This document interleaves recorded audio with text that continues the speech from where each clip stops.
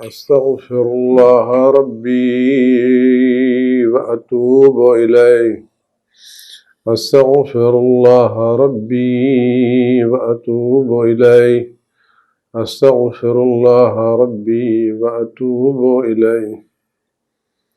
أعوذ بالله السميع العليم من الشيطان اللعين الرجيم. بسم الله الرحمن الرحيم.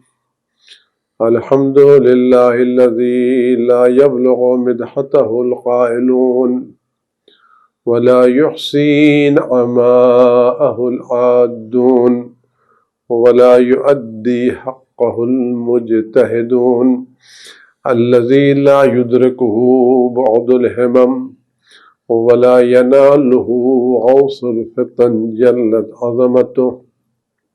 والصلاة والسلام والتحية والإكرام على البشير النذير السراج المنير الطهر الطاهر الدر الفاخر الألم الزاهر المنصور المؤيد الرسول المسدد سيدنا ونبينا أبي القاسم محمد صلى الله عليه وسلم وعلى آله الطيبين الطاهرين المعصومين المظلومين الذين أذهب الله عنهم الرجس وطهرهم تطهيرا سيما على بقية الله في العالمين وخاتم أئمة المعصومين الكهف الحسين وغياث المستر المستكين ملجأ الهاربين وعصمة المعتصمين أرواحنا وأرواح العالمين لتراه بمقدمه فداه عجل الله تعالى فرجه الشريف واللعنة الدائمة الباقية على أعدائهم وقتلتهم وغاصب حقوقهم والشاكين فيهم والمنحرفين عنهم أجمعين. عزیزان گرامی، السلام علیکم ورحمۃ اللہ وبرکاتہ۔ ماہ مبارک ذی الحجہ ہے۔ یہ مہینہ بہت سی مناسبتیں اپنے ساتھ لے کے آیا ہے، اور اس مقدس مہینے میں کئی عظیم کام بھی ہوئے ہیں۔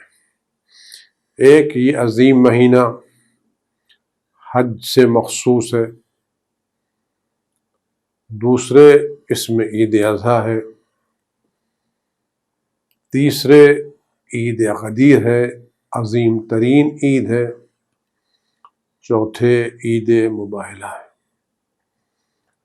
ان خوشیوں کے ساتھ ساتھ اس مہینے میں غم کی تاریخیں بھی ہیں، جیسے امام حسین علیہ السلام کا حج کو عمرے سے بدل کر کے مکے کا چھوڑنا، جناب مسلم بن عقیل کی شہادت، اور امام محمد باقر صلوات اللہ السلام علیہ کی شہادت، اور بھی مناسبتیں اس مقدس مہینے میں ہیں۔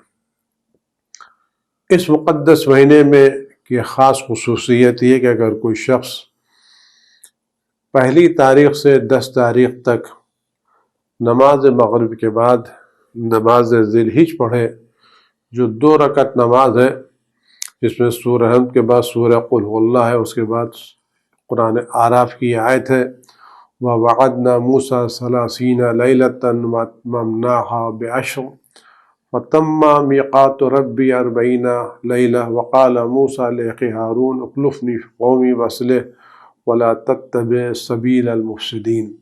روایت میں کہ جو شخص یہ نماز ان 10 راتوں میں اذان مغرب کے بعد پڑھے گا، اس کو حج کا ثواب ملے گا۔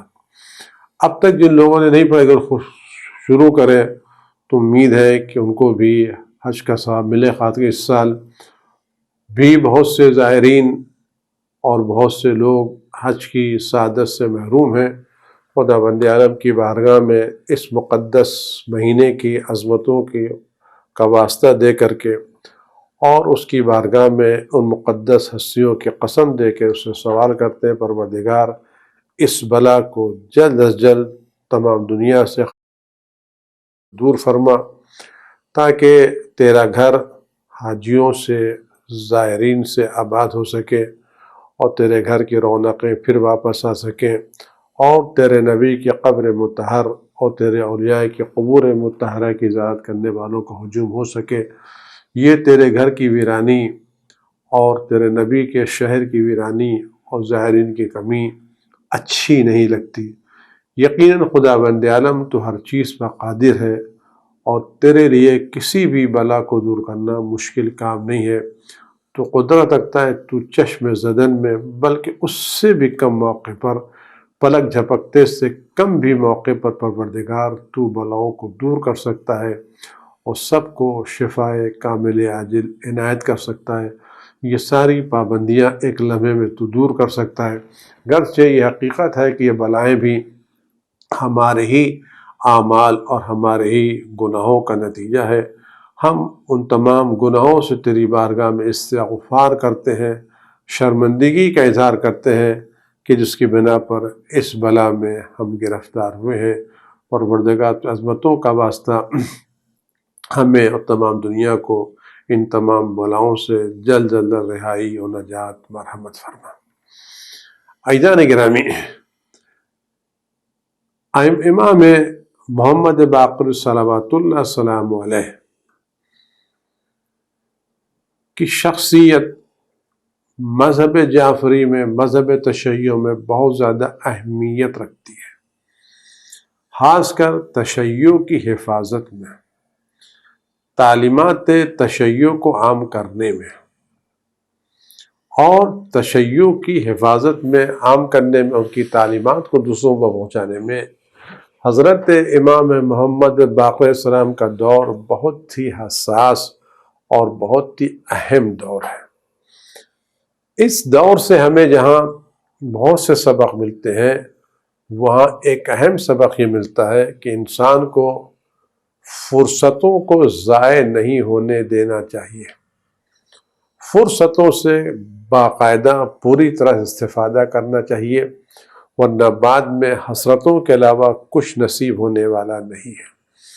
جس وقت بنی امیہ و بنی عباس اقتدار کی خاطر، کرسی کی خاطر ایک دوسرے سے لڑ رہے تھے، ایک دوسرے پر تہمتیں لگا رہے تھے، تو اس زمانے میں امام محمد باقر علیہ السلام کو تھوڑا سا موقع ملا، ذرا سی آزادی ملی، اس آزادی استفادہ کرتے ہوئے انہوں نے علوم اہل بیت علیہ السلام کو، علوم الہی کو دوسروں تک پہنچایا۔ انہوں نے ایسا نہیں کہ 2 دن 4 دن میں کیا ہونے والا، یہ 2-4 دن ہی غنیمت ہے۔ لہٰذا ہمیں بھی استفادہ کرتے ہوئے فرصتوں کو استعمال کرنا چاہیے اور فرصتوں کو ہاتھ سے نہیں دینا چاہیے۔ ایک بات ائمہ معصومین صلوات اللہ السلام علیہ اجمعین کے بارے میں ہے، وہ عجیب بات ہے کہ بہت سے ایسے لوگ جو آپ کو امام، ولی، حجت خدا تسلیم نہیں کرتے تھے، لیکن وہ لوگ بھی امام محمد باقر علیہ السلام کی تعریف کرتے ہوئے نظر آتے ہیں۔ میں آپ کے سامنے ابن حجر مکی، ان لوگوں جنہوں نے کتاب لکھی ہے الصواعق المحرقہ، یعنی جلا دینے والی بجلیاں، یہ کتاب لکھی تھی انہوں نے شیعت کے خلاف اور شیعوں کے خلاف، لیکن ائمہ معصومین کا کردار اتنا عظیم کردار ہے کہ وہ امام باقر علیہ السلام کی تعریف کرنے پر مجبور ہے۔ صواعق محرقہ میں ابن حجر مکی نے امام محمد باقر صلوات اللہ علیہ وسلم کے تعلق سے لکھا ہے کہ ان کو وراثت میں علم ملا تھا، عبادت ملی تھی، زہد و تقوی ملا تھا، جس کی ان کو اس بنا پر باقر کہا جاتا ہے یا باقر کہا جاتا ہے کہ وہ زمین کو جس طرح سے شگافتہ کر کے اس میں سے پھل نکلتے ہیں، سبزیاں نکلتی ہیں، زمین آباد ہو جاتی ہے اور اس کے اندر کے خزانے ظاہر ہو جاتے ہیں، اس طرح سے امام محمد باقر علیہ السلام نے علوم کے خزانے ظاہر کیے۔ اس کا یعنی وہ خزانے جو اب تک پوشیدہ تھے، جن کے اظہار کا موقع نہیں مل رہا تھا، جن کو بیان کرنے کی فرصت نہیں مل رہی تھی، وہ علوم کے خزانے امام محمد باقر علیہ السلام نے بیان فرماتے ہیں۔ اور یہ بات اتنی زیادہ بات کہ انہوں نے معرفت، علم دین، تعلیمات اہل بیت کے خزانے کھول کے رکھ دیے، احکام کی حقیقتیں بیان کی، حکمتیں اور لطائف نکات بیان کیے جو کسی سے پوشیدہ نہیں ہے۔ یعنی امام کے کردار کا یہ رخ اتنا واضح ہے کہ دشمن بھی اعتراف کرنے پر مجبور ہے۔ فرماتے ہیں کہ انہوں نے علم کو شگافتہ کیا، علم کو پھیلایا، علم کو لوگوں تک پہنچایا۔ وہ علم کے جامع تھے، سارے علوم ان کے پاس تھے، علم کو پھیلانے والے تھے۔ اس کے صفِ قلب، پاک دل رکھتے تھے، پاکیزہ علم و عمل رکھتے تھے، نفس ان کا طیب و طاہر تھا، اخلاق بلند تھا۔ انہوں نے اپنی زندگی کے سارے وقت اللہ کی اطاعت میں گزارے، اور مقامات عارفین میں ان کے وہ درجات ہیں جس کی تعریف کرنے سے زبانیں قاصر ہیں۔ اسی طرح اور بھی اہل سنت کے بزرگ علماء نے ہمارے ائمہ معصومین کی تعریفیں کی ہیں۔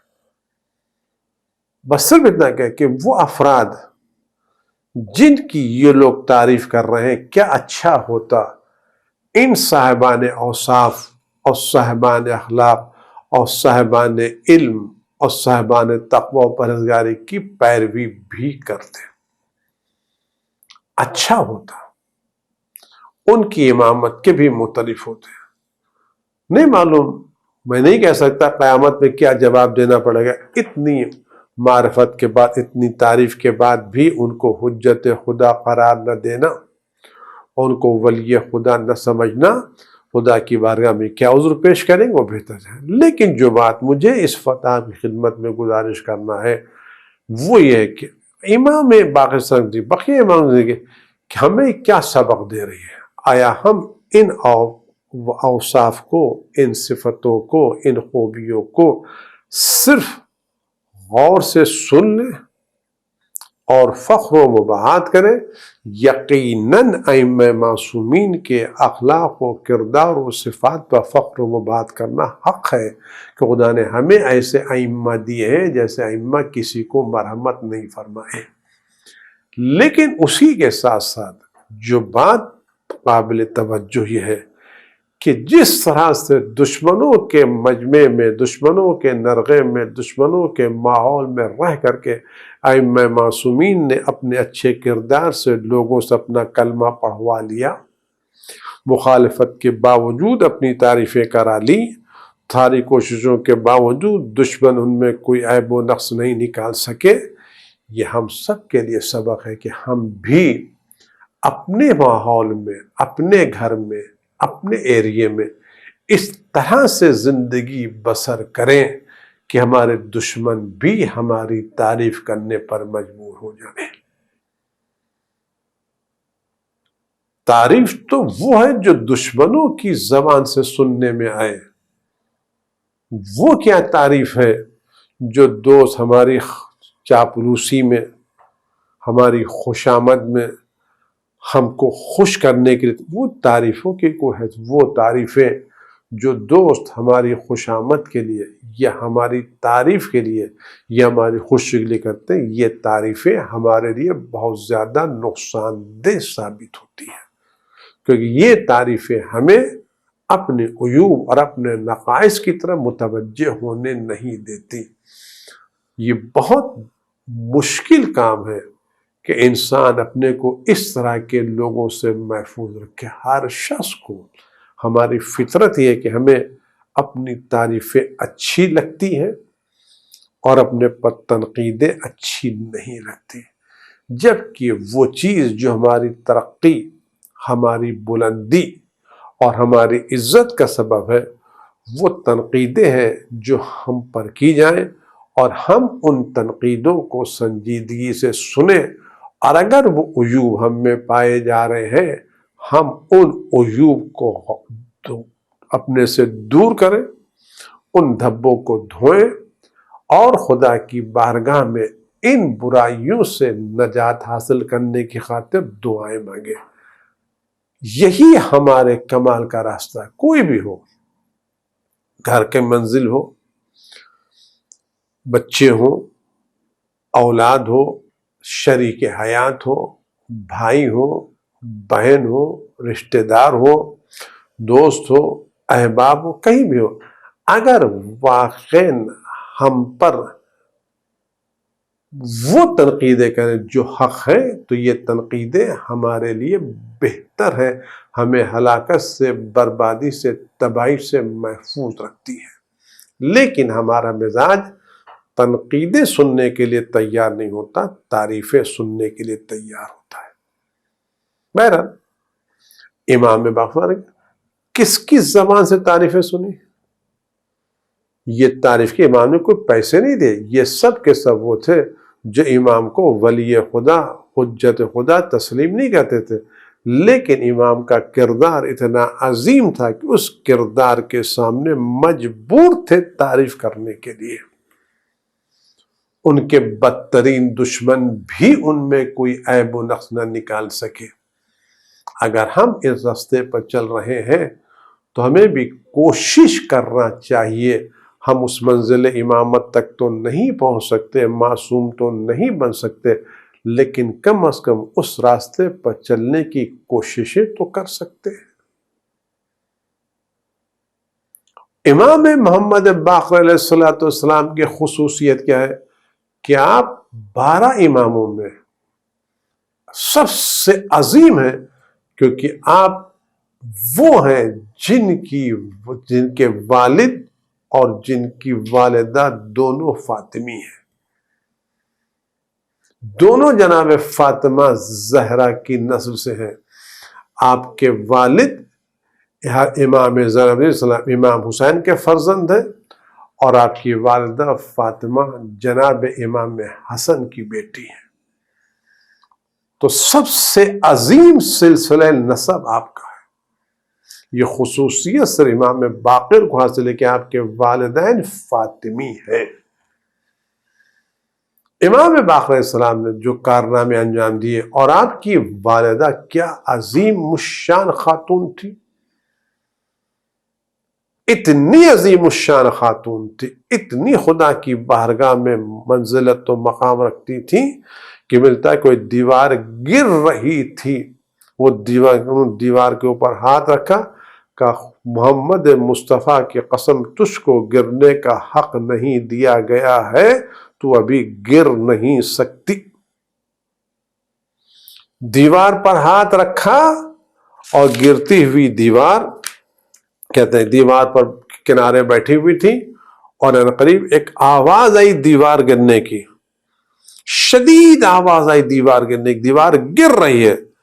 ان کی والدہ نے ہاتھ دیوار پر رکھا کہ لا وحق المصطفیٰ، تجھے محمد مصطفیٰ کے حق کی قسم تجھے ابھی گرنے کی اجازت نہیں دی گئی ہے، تجھے گرنے کی اجازت۔ وہ دیوار اس وقت تک رکی رہی جب تک آپ کی والدہ اس دیوار سے گزر نہیں گئی۔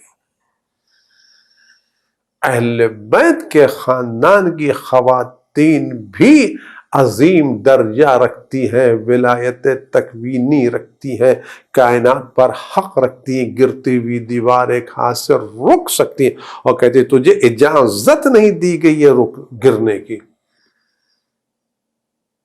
ایسی ماں کے بیٹے اور ایسے باپ کے بیٹے۔ امام محمد باقر علیہ السلام میدان کربلا میں موجود تھے، سارے واقعات اپنی نگاہوں کے سامنے دیکھیں۔ آپ اب زندگی دیکھیں، اور ایک خصوصیت امام محمد باقر علیہ الصلوۃ والسلام کی ہے کہ رسول خدا صلی اللہ علیہ وسلم نے آپ کو سلام پہنچایا. جناب جابر رسول خدا صلی اللہ علیہ وسلم کے صحابی ہیں، جابر بن عبداللہ. جب جناب جابر نے 12 اماموں کے بارے میں پوچھا اور رسول خدا صلی اللہ علیہ وسلم نے 12 اماموں کے نام بیان کرنا شروع کیے، تو جب رسول خدا صلی اللہ علیہ وسلم امام باقر علیہ السلام کے نام پر پہنچے تو کہا جابر تم میرے بیٹے میرے فرزند باقر سے ملاقات کرو گے، یعنی اس وقت تک تم زندہ رہو گا. جب میرے فرزند سے ملاقات کرو تو میرا سلام کہہ دینا، میرا سلام کہہ دینا میرے فرزند کو. جناب جابر امام صلی اللہ علیہ وسلم کی خدمت میں موجود تھے. امام باقر علیہ السلام تشریف لائے، ان کو دیکھا، پوچھا کون ہے؟ کہ باقر. تو فوراً انہوں نے کیا کیا؟ کھڑے ہو گئے، اپنی یہاں کے اوپر قدموں کا بوسہ لیا. وقال ويقبلهما، کھڑے ہو گئے، پیشانی کا بوسہ لیا، چوما اور کہا میں آپ پر قربان، میں آپ پر فدا. اپنے والد بزرگ رسول خدا کا سلام قبول فرمائیں.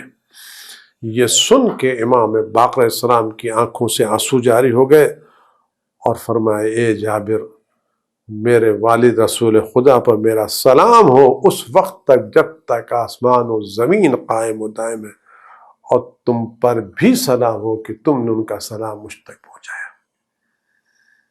کوئی معمولی درجہ تھوڑی ہے. خاتم المرسلین، اشرف النبیین امام باقر علیہ السلام کو سلام کہنا کوئی معمولی درجہ ہے.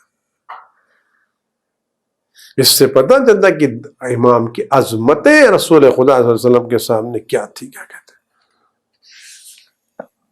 آپ نے زور دیا ہے علم کے اوپر. ہمارے ائمہ معصومین صلوات اللہ سلام علیہم نے علم پر بہت زیادہ زور دیا. اور یہ بات میں بار بار کروں کہ ہماری قوم کی حالت اس وقت تک تبدیل نہیں ہوگی جب تک ہم اپنی قوم کا مزاج نہیں بدلیں گے. جب تک قوم جذبات سے نکل کے عقل کی منزل میں نہیں آئے گی، حقیقت کی منزل میں آئے گی، تشخیص کی منزل، اس وقت تک قوم کی حالتیں بدلنے والی نہیں ہیں.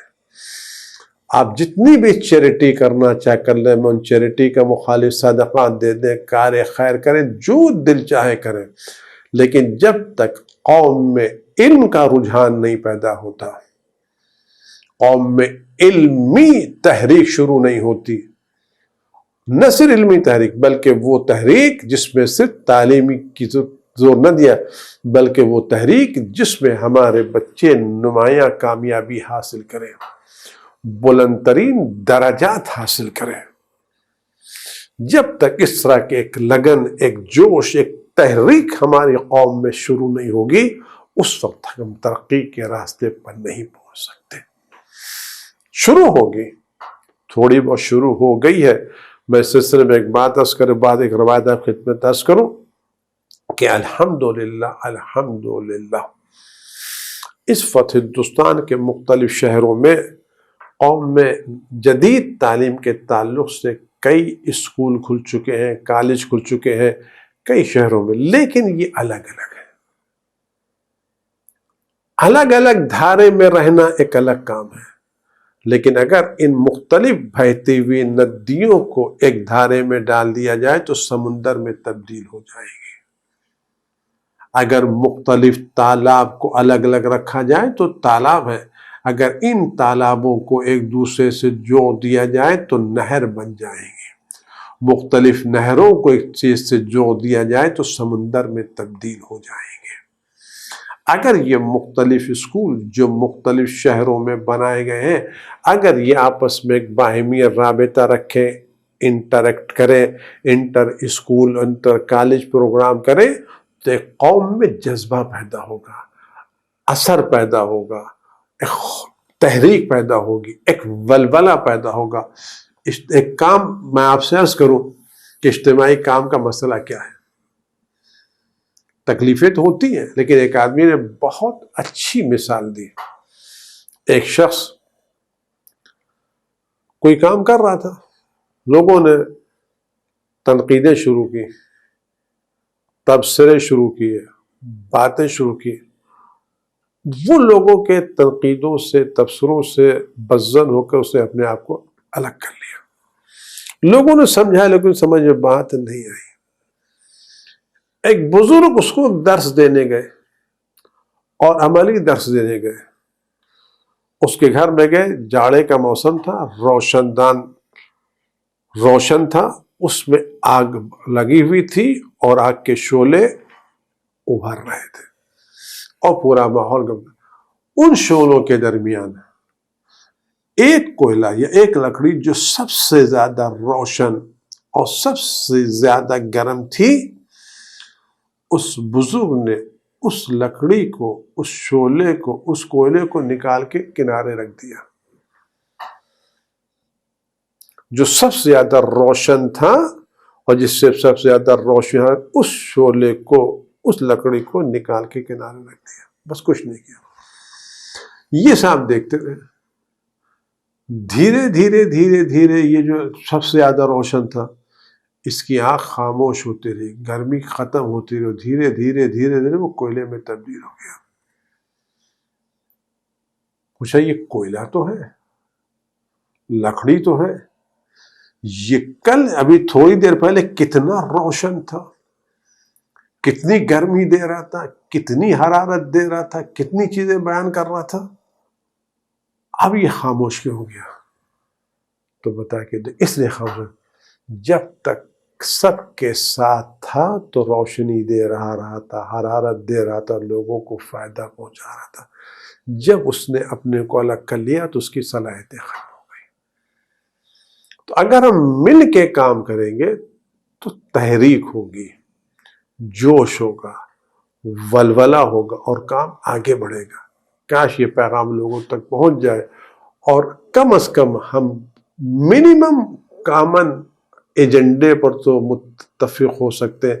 ہم زیادہ اگر دور نہیں جانا چاہتے تو کم از کم ان اسکولوں کے درمیان جو منیمم کامن ایجنڈا ہے، ہم منیمم کامن ایجنڈے پر تو متفق ہو سکتے ہیں. اور اپنی قوم کے امام علیہ السلام نے ایک روایت میں فرمایا، علم کے بارے میں فرمایا، اب کہ امام نے کتنا زور دیا ہے. اگر امام کے چاہنے والے ہیں تو ہمیں ان روایتوں پر غور کریں، روایتیں سے سننے کے لیے عمل کریں. فرماتا ہے کہ علم حاصل کرو، تو ان کا علم حاصل کرنا نیکی ہے، اس کا طلب کرنا عبادت ہے. علم حاصل کرنا نیکی، طلب علم عبادت ہے. آپس میں علمی گفتگو کرنا تسبیح کا درجہ رکھتی ہے. اگر دو اسٹوڈنٹ آپس میں بیٹھ کر کے فزکس کے پرابلم کو سالو کر رہے ہیں، کیمسٹری کے مسائل پر گفتگو کر رہے ہیں، آئی ٹی کے مسائل پر گفتگو کر رہے ہیں، تو اگر دو اسٹوڈنٹ آپس میں بیٹھ کر کے علوم پر گفتگو کر رہے ہیں تو یہ گفتگو، یہ نشست، یہ ڈیبیٹ تسبیح کا درجہ رکھتی ہے. تسبیح کا درجہ علم دین ہے. علم، وہ علم جو قوم کی ترقی کے لیے حاصل کیا جائے. یہ دو نوجوان جو فزکس، کیمسٹری، آئی ٹی، بقیہ انجینئرنگ میں کام کر رہے ہیں اور صرف کہ اپنے قوم کو اوپر لے کے آئے، تو ان دو اسٹوڈنٹ کا آپس میں علمی گفتگو کرنا تسبیح کا درجہ رکھتا ہے. بحث کرنا، تلاش کرنا، گفتگو کرنا جہاد کا درجہ رکھتا ہے. اس کو دوسروں کو سکھانا صدقہ کا درجہ رکھتا ہے. صاحبان علم کو، اہل افراد کو علم سکھانا خدا کی قربت کا ذریعہ ہے. یعنی جس طرح سے نماز، روزہ، حج، زکوٰۃ قربت الہی کا ذریعہ ہے، اسی طرح سے کسی باصلاحیت کو زیور علم سے آراستہ کرنا، کسی ان پڑھ کو پڑھا دینا، کسی بچے کے پرابلم کو حل کرا دینا، کسی غریب کے بچے کی مدد کر دینا، کسی کن ذہن بچے کے لیے اس مسئلے کو صاف کر کے واضح کر دینا، یہ قربت خدا کا ذریعہ ہے. کہتے علم وہ ہے جس کا پھل جنت ہے اور یہ علم انسان کو وحشتوں سے تنہائیوں میں انس ادا کرتا ہے، اور سفر میں انسان کا بہترین ساتھی ہے علم، اور تنہائی میں بہترین دوست ہے، آسانیوں میں بہترین گائیڈ اور رہنما ہے، اور مشکلات میں بہترین مددگار ہے۔ دوستوں کے درمیان عزت و زینت کا سبب ہے، دشمنوں کے مقابلے پر بہترین اسلحہ ہے۔ خدا بند عالم اس علم کے ذریعے کچھ قوموں کو ترقی عطا کرتا ہے، وہ رہبری و قیادت کی منزل تک پہنچ جاتی ہیں۔ دیکھو، اور لوگوں کے لیے امام ہے کہ جن کے افعال کی پیروی کرنا چاہیے اور جن کے نقش قدم پر چلنا چاہیے۔ کیا بہتر ہے؟ غور تو کریں ائمہ معصومین نے کس طرح سے علم پر آمادہ کیا ہے۔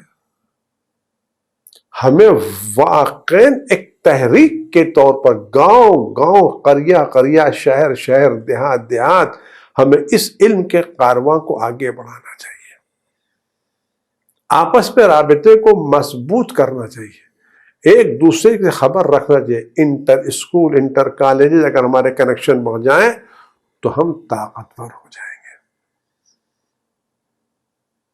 ہم ایک دوسرے کے مسائل کو سمجھ سکیں گے، مدد کر سکیں گے، ایک ساتھ مل سکیں گے، پھر ہمارا کارواں آگے بڑھے گا۔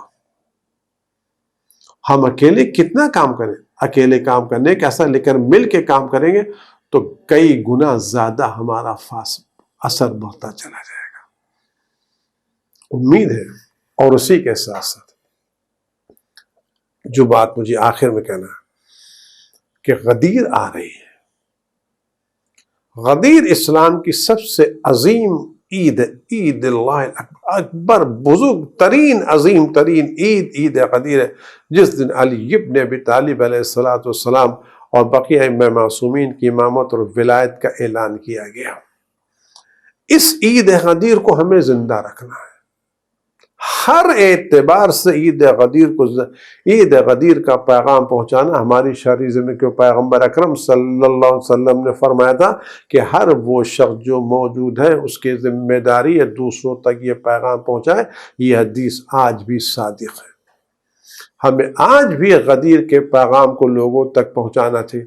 آپ یقین جانیے، اگر ہم نے غدیر کو زندہ رکھا ہوتا اور مسلمانوں نے غدیر کے پیغام کو نہ بھلایا ہوتا اور غدیر کو فراموش نہ کیا ہوتا تو نہ مدینے میں جناب زہرا کا گھر جلتا، نہ کربلا میں امام حسین شہید ہوتے۔ یہ ساری بلائیں جو ائمہ معصومین علیہ السلام پر آئیں، وہ غدیر کو فراموش کر دینے کی بنا پر۔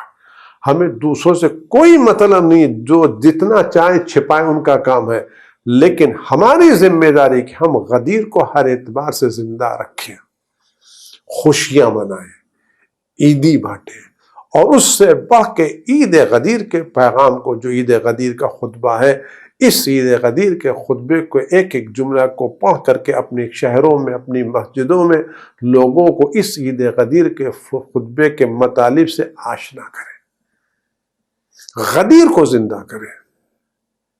عید اکبر ہے، عید اعظم ہے، مجلسیں کریں، محفلیں کریں، سیمینار کریں، غدیر سے متعلق اہل بیت کی روایتوں کو شامل کریں، اہل بیت کی باتوں کو شامل کریں، وہ مناظرے جو اہل بیت علیہ السلام نے غدیر کے تعلق، ان مناظروں کو آگے بڑھائیں، اپنے بچوں کو ان مناظروں کی تربیت دے، تعلیم دے، تاکہ یہ غدیر ہمارے بچوں میں زندہ رہے، اور دعا کریں اس عید غدیر کے موقع پر وہ دن آئے کہ ہم عید غدیر کے موقع پر عید غدیر کے تاجدار حضرت ولی الصلوات اللہ السلام علیہ کے دست مبارک پر بیعت کریں اور ان کو امامت اور ولایت کی تبریک و تہنیت پیش کریں، اور خدا بند عالم اس عید غدیر کی خوشی دوبارہ کر دے ان کے ظہور کے ذریعے،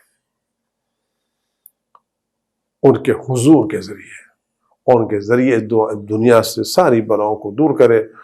امید ہے خدا ہم سب کو بہترین توقع تو قلب مقدس امام زمان ہم سے راضی و خوشنود فرمائے، اور ہم سب کو اس مقدس مہینے میں بہترین عبادت کی توفیقات عنایت فرمائے۔ پروردگار امامس کے ظہور میں تاجیل فرما، رافع کی حفاظت فرما، اس بلا کو جلد دنیا والوں سے اور تمام اہل بیت کے چاہنے والوں سے دور فرما، اور جو لوگ اس بلا میں گرفتار ہیں انہیں نجات عطا فرما۔ پرور بلا گرفتار فرما تاکہ ہم اس سال جشن غدیر بھی منا سکیں، اور شان و شوکت کے ساتھ، روایتوں کے ساتھ، پورے شان و شوکت تیرے حسین کا غم بھی منا سکیں۔ پروردگار سال بھر ہو گئے ہم حسین کو جی بھر کے رو نہیں پائے، پروردگار یہ محرم ایسا نہ گزرے تیرے حسین کے خون ناحق کا واسطہ، اس قطرہ خون کا واسطہ جو علی اصغر کے گردن سے گرا تھا۔ پروردگار اس بلا کو سب سے دور فرما، اور ہم سب کو عزاداری سے دوشا کرنے کی بھرپور توفیق عنایت فرما، تمام پابندیوں سے آزاد ہو کر ہم اس سال حسین کا غم منا سکیں، اور وارث حسین کی خدمت میں تسلیت و تعزیت پیش کر سکیں۔ والسلام علیکم ورحمۃ اللہ وبرکاتہ۔